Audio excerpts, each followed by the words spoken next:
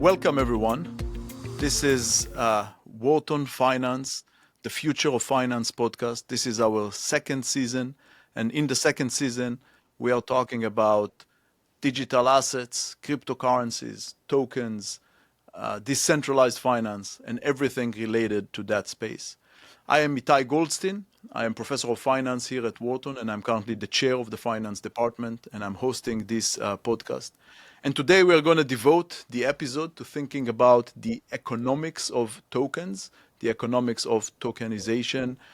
This is a term that is now known as tokenomics.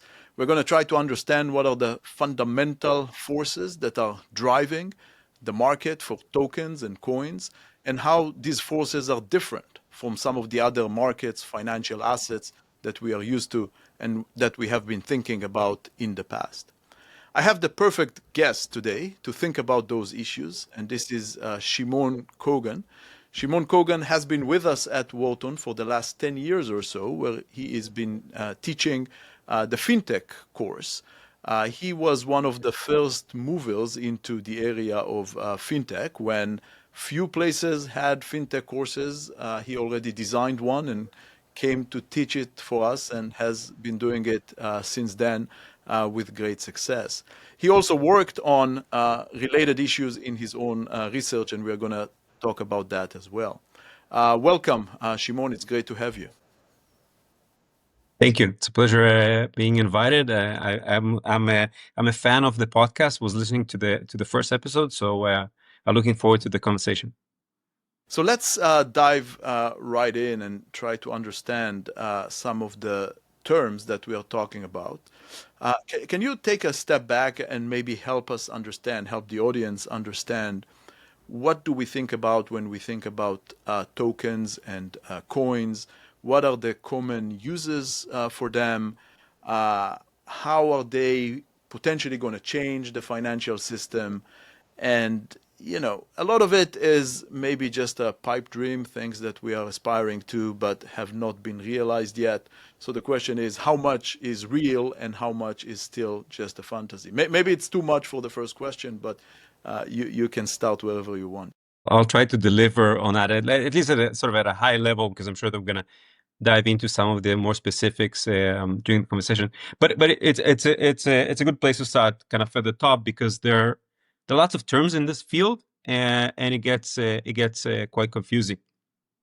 So let's start at the top. So in kind of the world of crypto, I think it's important to distinguish between different classes of assets, because it tells you something about the underlying technology and the underlying structure, right? So kind of at the core level, we have cryptocurrencies, right? In each of these cryptocurrencies is associated with a particular blockchain. So, you know, Blood is, of course, familiar with BTC, right? That's not to be confused with Bitcoin, right? So Bitcoin is the blockchain protocol. BTC is the native currency for that.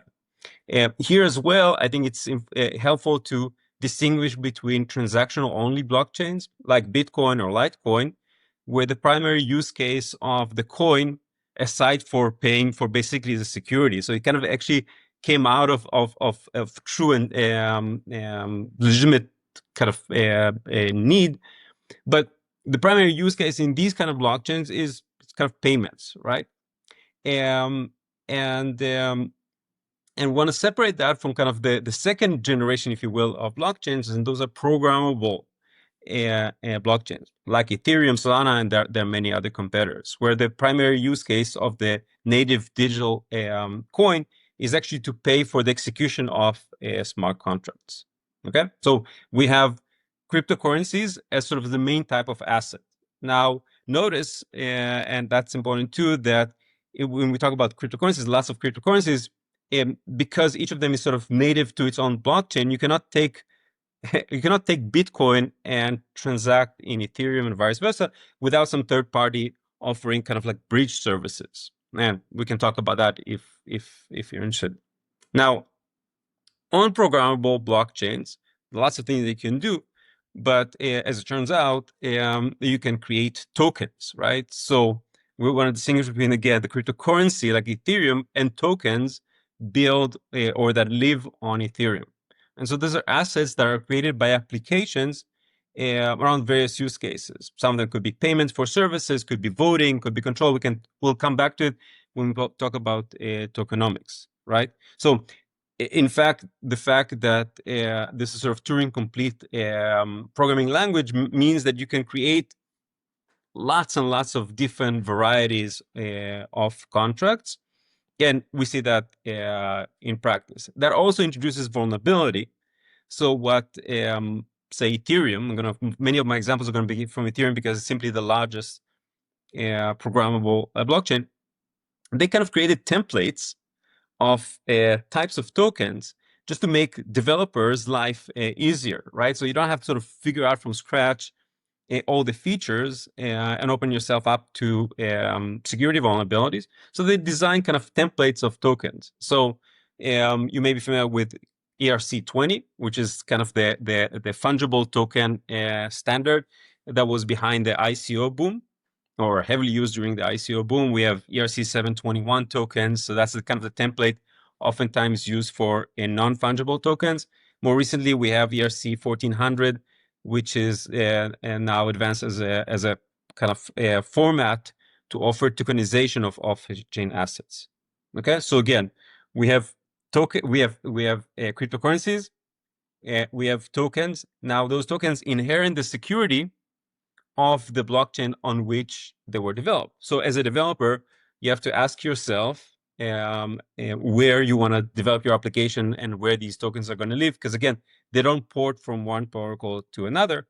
And so naturally, there's a lot of competition around kind of eyeballs and attention of developers by these, what we call layer ones, by these programmable blockchains.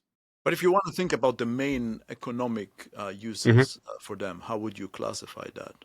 The first is, and that's a very specific type of token, but it's so specific that it has its own name, and those are stablecoins, right? So stablecoins are tokens that are designed to sort of keep a peg to typically US dollar, but could be in principle anything. It's a big business. You know, Circle went public, went from like 30 to $200 overnight. So it's a real big business. There's another big business around, and some real traction around tokenization.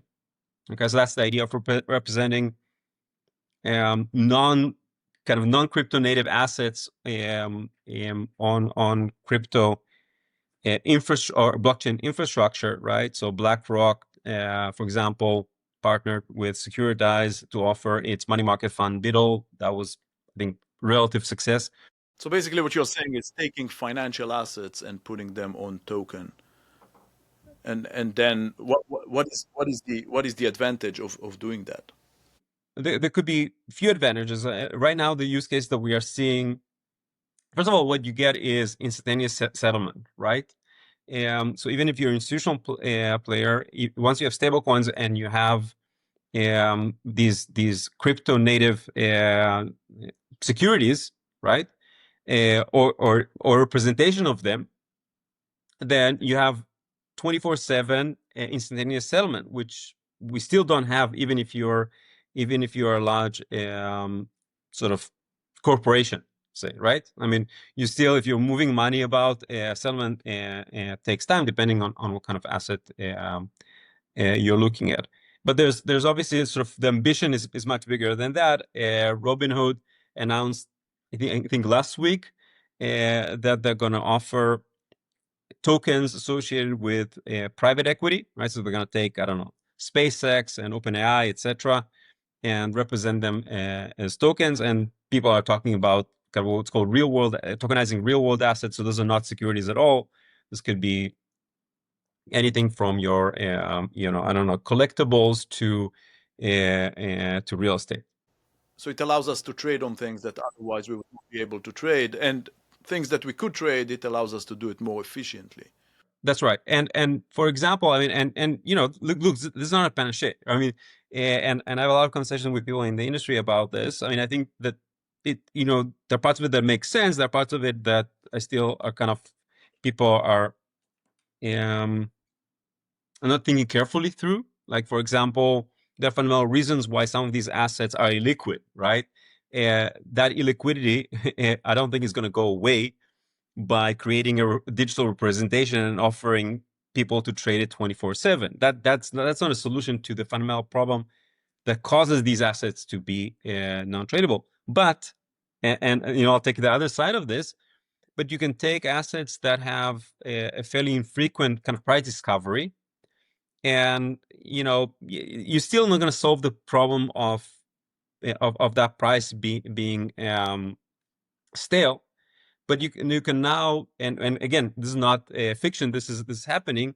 You can allow owners of these assets to pledge them as collateral, and that could be kind of a partial solution for the liquidity problem, right? Right. Yes. So I have an asset that you have a hard time valuing, right? And you're saying, look, I don't know if it's worth 80 or 90 or 100, but it's presumably worth, the probability that it's worth less than 20 is very low. So I'll let you, if you basically lock this asset in a smart contract, I'll lend you $20 against this, right? With appropriate interest. So again, I think it's sort of an interesting solution of kind of an indirect way of giving some liquidity, and by making these assets at the very least pledgeable. Right. So when we are thinking about tokenomics, the economics of tokens, we would like to understand the supply, the demand, how prices are formed. If we are thinking about other financial assets like stocks, I think we have very well established frameworks. You're thinking about future earnings, future cash flows, you're discounting them, and so on. Those rules are not working exactly like that when it comes to tokens. And this is what makes the economics a little richer and more interesting. So what do you think are the other forces, and how should we think about the economics here? No, it's a good question. First of all, let me say that it should be obvious from our discussion so far that this flexibility allows us to create all sorts of tokens with lots of different features, right? And so I think one of the challenges of this industry is that, at least from what I see, there's very little theory. There's actually not that much even empirical work from academia sort of to guide, say, new platform builders for how do they structure. So they often come and ask these questions like, well, how should I control supply? What is the emission rate? Burn rate, etc. So lots of different. So basically, the dimensions along which they have choices are quite broad, right? And so first of all, I want to point out that I think that there's more that we don't understand about sort of optimal kind of contract design, if you will, in the context of tokenomics, than we do. That's at least my personal opinion on this. Now, I think it's helpful to sort of draw parallels to equities, right? So there are some similarities and some differences, right? So the obvious difference, so they kind of look a little bit like each other, because both, under some circumstances, give you some control rights and ownership rights, and some of them kind of, although they don't declare that, give you some cash flow rights.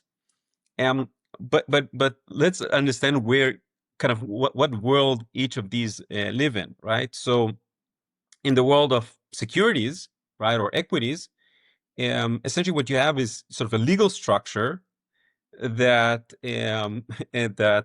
safeguards the holders of securities against exposed bad behavior by managers or controllers, right?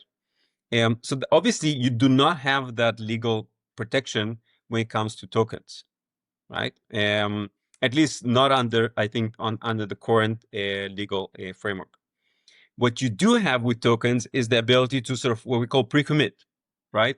So what you can do, for example, with tokens that you cannot do with equities, is to say, I'm gonna program in the rate by which new tokens are going to be issued, and it's going to be a function of these conditions. Like take Bitcoin, for example, right? It's purely a condition, like it's a function of time, right? The price of Bitcoin doesn't affect the emission of Bitcoin. How many miners there are. It's like all these they don't matter. So that's a particular choice that you can do in kind of crypto world that you cannot easily implement with equities. This kind of leads me to something related that people would think maybe is on the fringe, but is getting a lot of attention, which is meme coins. And you have coins that are kind of based on nothing. If you think about Dogecoin or Shiba Inu, others, you basically have a token that has value just because other people think it has value and not because it represents anything that is underlying it that would be valuable. So would you think about that also using the same framework, or do you think this is something completely different? So I think that's a good question. Well, I mean, if you want to be provocative, you can ask whether Bitcoin is a meme coin as well. You think that Bitcoin is a meme coin? No, but what I'm saying is that I personally don't. Mhm. But No, because at least with Bitcoin in the beginning, there was this idea that it's going to be kind of a new currency. People are going to use it to buy things and so on. I don't think it really panned out this way so far, but there was some use case. absolutely. I'm not suggesting that Bitcoin is a meme coin. All I'm saying is that if you sort of step sufficiently, like if you kind of take a few steps back and kind of look from a kind of high level perspective, you can ask yourself, well, what is sort of the tangible utility? You're absolutely right. By the way, with some of the meme coins, the process it was kind of faking until you make it in some sense. I don't think it was designed, right? But Dogecoin now is Elon Musk is suggesting that it's going to be the payment rail maybe for X, and you have now kind of a mini ecosystem around Shiba Inu. Again, I don't think it was there in the first place. I do want to mention, and I do think that there's a lot of other factors that are at play here that are more coming from behavioral finance than anything else in terms of kind of thinking about valuation. But I do want to mention something that we found that I think is relevant for this discussion in a paper where we had access to a really interesting data set from eToro. So eToro is publicly traded companies, is basically a retail broker that has operations in over 100 markets. And one of the neat features of eToro is that kind of from the get-go, they offered retail investors the ability to invest in lots of different types of assets. So they were one of the first to actually embrace crypto.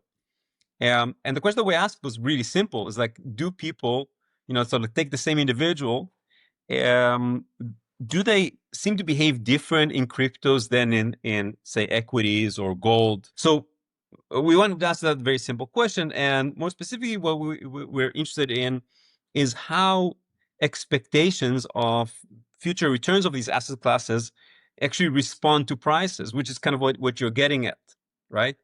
Um, and so, under some assumptions, what you can do is you can back out the share in the portfolio for users dedicated to each of these asset classes, and you just basically you can estimate how these portfolio shares how they respond to past returns. Essentially, what we find is that a very robust finding, right? Lots of different specifications. We find that when you look at equities, people have retail investors, at least in our sample, have contrarian beliefs, right? So equity prices go up, people believe that future returns are going to be lower than they were before, right? And by the way, that's true for gold as well, but not for crypto. Okay, so they appear to have kind of momentum-like beliefs in crypto. And we try to understand where it's coming from. And so, for example, we looked at kind of lottery-like stocks to see whether people behave in kind of whether people have sort of momentum beliefs in when you focus on lottery-like stocks. So those are stocks that have positive skewness, maybe young stocks, smaller ones, lower, like there are various known proxies for this. And interestingly, we don't find that. Like we still find contrarian beliefs even in these lottery like stocks. So there's kind of something specific about crypto. Yeah, and this is the role of adoption and coordination. I think this speaks very clearly to that. And you say this can also support meme coins that might not have any underlying value, but the value is just coming from the fact that others are using it. That's true. Although I think that with meme coins, it's it's kind of like a very extreme case um, because there's basically no, at least as you pointed out, like there's no even a pretense. By the way, I think it's for regulatory reasons, right? So part of it started a joke, part of it I think started as a way of avoiding being classified as security. There's no pretense of anything being underpinning its value, right? It's a very kind of extreme case of not where we push fundamentals to the future, where we have no fundamentals at all. Yeah, And yeah. and I think it's interesting, and there's some really interesting studies done in the 70s and 80s looking at experimental markets where they try to do this. Like they try to basically see what happens when you push fundamentals further out into the future. And then they found two things that could be actually relevant for these markets, right? They found that actually, first of all, you can create these bubbles in a lab, like in a very controlled, very simple environment, in a reputable way. But they found two things. First of all, they found that expectations are adaptive, right? So when these bubbles happen, and you ask traders what they think the price is going to happen, like they many of them understand that prices get detached from fundamentals, but these fundamentals are not going to kind of show up until later in the future, and so they exhibit these adaptive expectations. The second thing is that they underestimate how quickly the bubble will burst on average, right? Um, because it's clear that because there's fundamental, at some point there's something anchoring prices.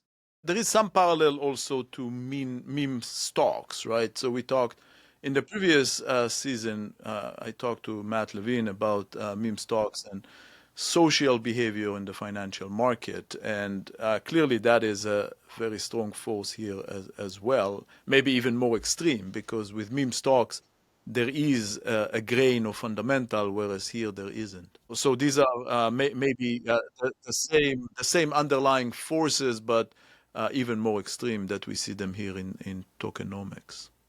I agree. So with GameStop, AMC, you would think that at some point, right, the fundamentals that are going to anchor the price of a stock. With meme coins, it's not obvious what that anchor is. And so yeah, I think they really lean on sort of similar drivers for users, right? I mean, this sort of sense of community, shared narrative. In some cases, there's this idea that they're collectively rebelling against traditional powers. And I think that's very important to note as well. And we see this elsewhere. It's a great appetite for gambling, right? So I want to go back a little bit to ICO, initial coin offerings, and you mentioned that before. A few years ago there was a wave of ICOs, and I think at that point there was hope that there is real economic value behind it because those are firms that instead of issuing equity, they are issuing coins, and that is a way to raise capital, and it also supports the products of the firms. But unfortunately, there was also a lot of fraud that was associated with that, and then it came into a halt. And now there's a lot of regulatory uncertainty where it's going to go. So where do you think we are headed with that? You think there is still a future for this? When you say future for this, what exactly do you mean? Will we see the revival of ICOs? Is it going to go back to the same volume and momentum that we had in the initial phase? I very much agree with your assessment, but I also want to point out that there are some um, legitimate platforms that were built around that. Yeah, absolutely. No, I think that there were some of them that were certainly legitimate, but there was also a lot of fraudulent ones around them, and the fact that it was hard to tell which is which, I think this is what caused the crash in activity. I agree. I mean, it was sort of combination of that and it kind of coincided, not exactly, but roughly around the same time, like the Terra Luna debacle, the FTX, Celsius. There are a bunch of like notable basic cases of what you would legally or otherwise probably classify as fraud. And so that led to an obvious response by the regulator, the SEC. We kind of know what it looked like under the current administration. I think the regulatory environment now looks very different in the US. And I think that's worth mentioning. And I think that there's hope that under that sort of new framework, there'll be ways in which you can actually do this with proper disclosure and guidelines and basically consumer protection, right? And because that's what we're concerned about, right? So, now Daniel may be familiar with the Genius Act, which is standing for guiding and establishing national innovation for U.S. Stablecoin Act. Okay, which is basically a framework for how do you issue payment stablecoins and etc. Again, I'm happy to talk more about that if you're interested in. But there's another even actually more ambitious and broader attempt to sort of clarify what is a security, what is a commodity, right? Under the Clarity Act, and provide safe harbor to developers and sort of establish market rules and compliance rules, etc. So these two may actually get combined eventually, right? And that's part of the political discussion that's taking place right now. And we see very, very kind of different frameworks slightly, but we see Europe actually being a bit ahead of the US in that way through a MiCA framework, which it's actually quite, I mean, it doesn't cover everything, but it's quite comprehensive and talks about, again, guidelines for how do you issue tokens and stable coins and what custody services look like, etc. Right? So I think that, yes, in the US, I think everywhere, right? We've seen some regulatory lag because the industry moved very, very quickly. I think it's actually kind of fascinating to see how quickly the evolution cycle in this industry are. And there are some legitimate issues around that or concerns around regulatory capture and regulatory arbitrage. But like I work as an expert witness for a number of crypto related cases, and I see how the level of sort of basically the level of understanding on the supervisory and regulatory sides, it's very different from what it was a few years ago. So I think that there's some catching up to do, but I'm hopeful that it's happening, and I think that this can actually lead to, at least from an entrepreneur's perspective, a more sensible framework that's based on activity and not based on type of institution, right?